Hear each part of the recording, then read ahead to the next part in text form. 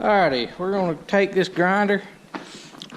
These knives here ain't too bad of shape, so I'm just gonna take a grinder and lightly go over them, shine them up a little bit, put a little bit of edge back on them. Nothing too major. And then I'm gonna flip this plunger over and take that and off the back, and we're gonna sharpen it. It's gonna have to have a little more persuasion done on it. Hang on.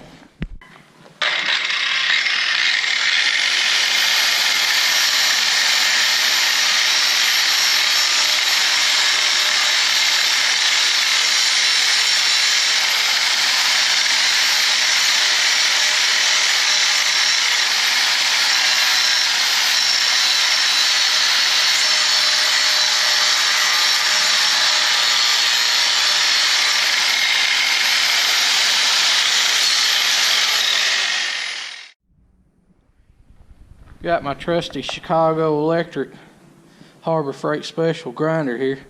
That thing's been a good one.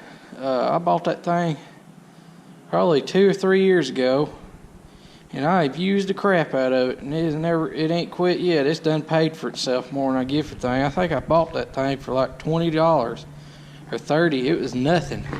They had it on sale at the time. It's one of them specials they was running. And I thought, well, it's got to be at least worth that, so I bought it and I tried it. And I'll be dang, it's been as good as any of the expensive ones that I've bought yet. So I really like it. It's a good one. All right, I'm gonna flip this thing over. We're gonna try to take out that knife off, so that way.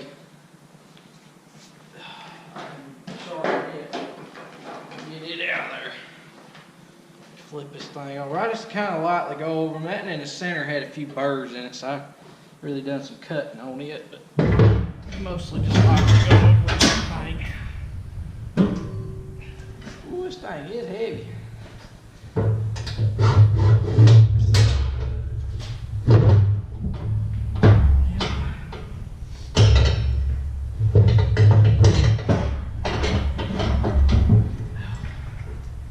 There we go.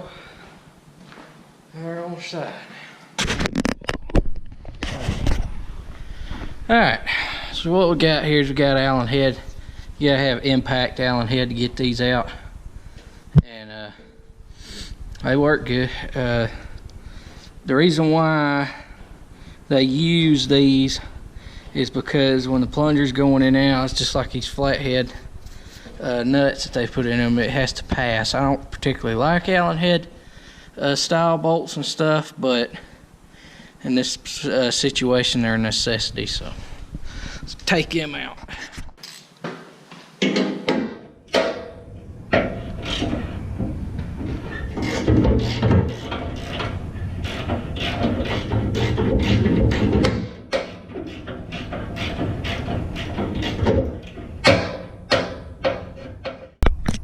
Alright, I've got this thing off now. This is what it looks like. You get these two little blades right in here on this bar for those for that fork, and it goes up in there. Now this thing has shims. This is those shims I was talking about, like these. These things have to be very precise. They want them as close as you can get them without hitting, but they have a measurement for it, and you use a filler gauge like a spark plug uses to measure these. And you have these shims to make sure you're not making contact and those knives aren't slapping one another as the plunger goes in and out. So it has these for the center. Then it has these for the edges. And this is actually a thicker one. So that's how thin they are. It's basically a little bit thicker than a piece of paper. And they go on the outside.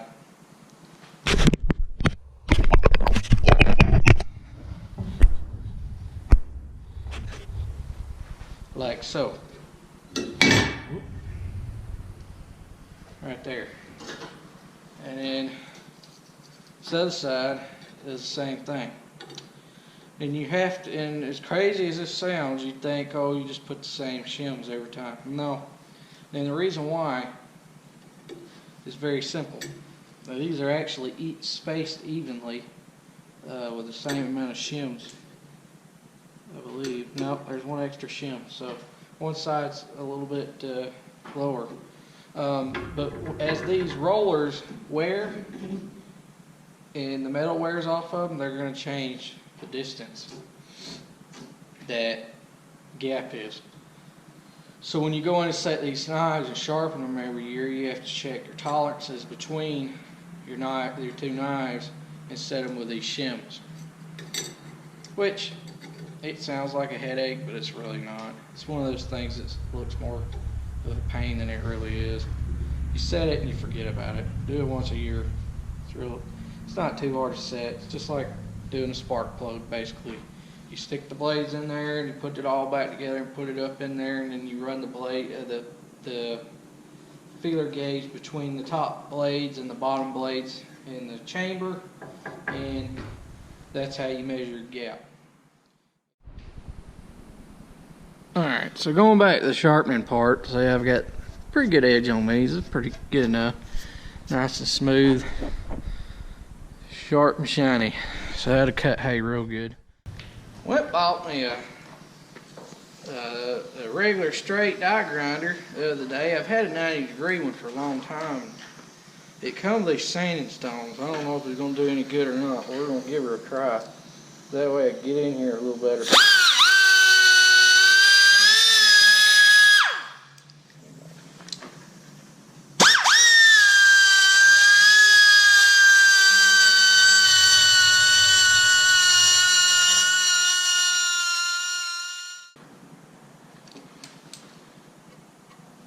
Heck yeah.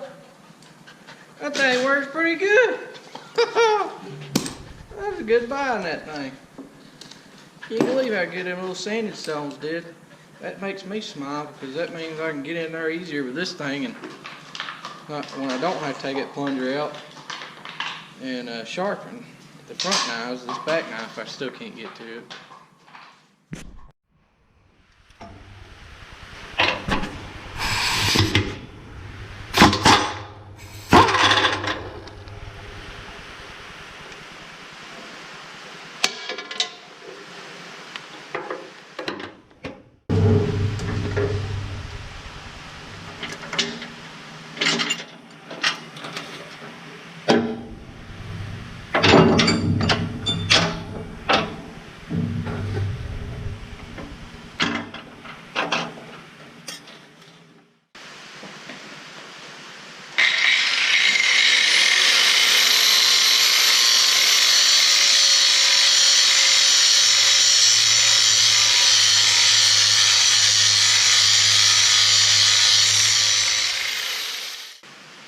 Alright, I got it sharp.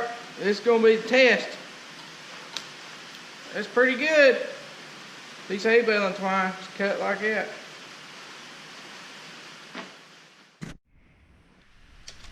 Okay, but another thing you have to check is these belts. I like the belt driven pickup heads on these little square balers a lot better than a slip clutch or something, because if the slip clutch sticks and you run the pickup head in the ground, it's going to tear up a lot of stuff. It's going to cost you a lot of money, and these belts ain't that expensive to replace.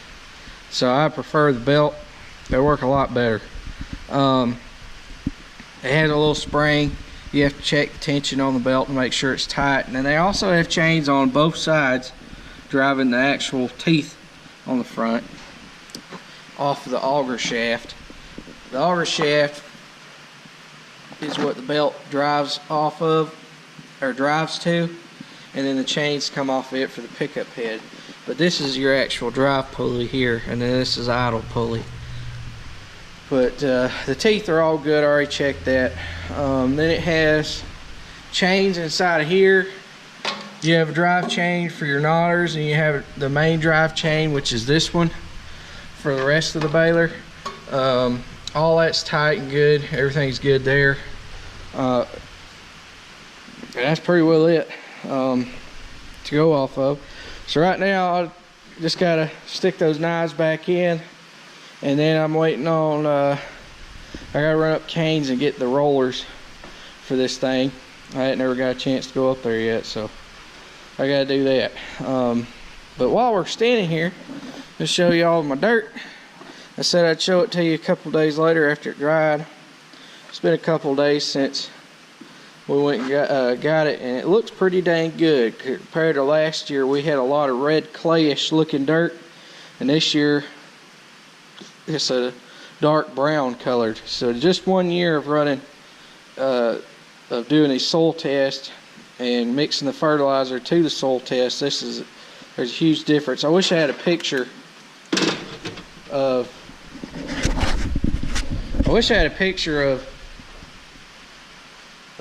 last year's soil test versus this year and how big a difference there is or looks.